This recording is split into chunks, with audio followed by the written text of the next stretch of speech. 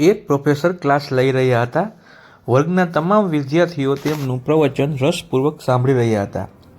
તેમના દ્વારા પૂછવામાં આવેલા પ્રશ્નના જવાબ આપી રહ્યા હતા.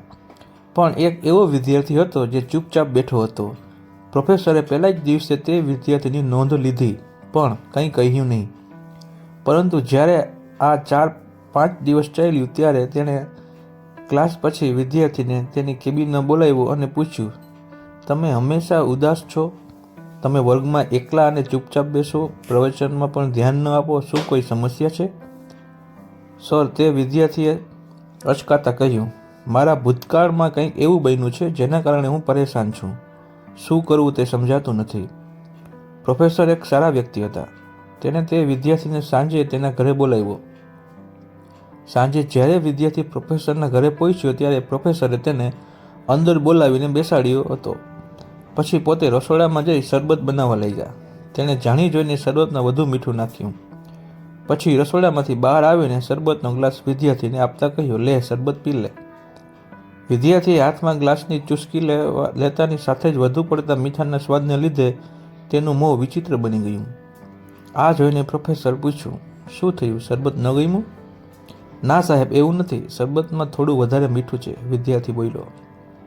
અરે, હવે તે નકામું છે, મને ગ્લાસ લાવો, હું ફેંકી દઈશ. પ્રોફેસરે વિદ્યાર્થી પાસેથી ગ્લાસ લેવા હાથ લંબાવ્યો, પરંતુ વિદ્યાર્થીએ ના પાડી અને કહ્યું, ના સાહેબ, માત્ર મીઠું ખૂબ છે, તો તમે થોડી વધુ ખાંડ નાખી દો તો સ્વાદ સારો રહેશે.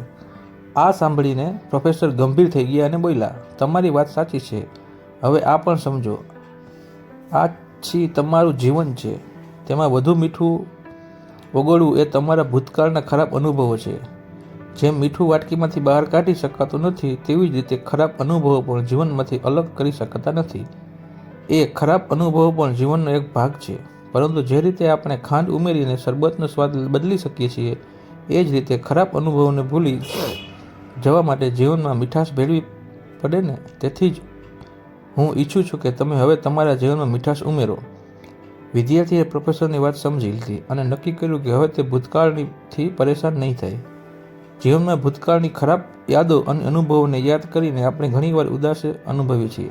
આ રીતે આપણે આપણા વર્તમાન પર ધ્યાન આપી શકતા નથી અને આપણું ભવિષ્ય ક્યાંક બગાડીએ છીએ.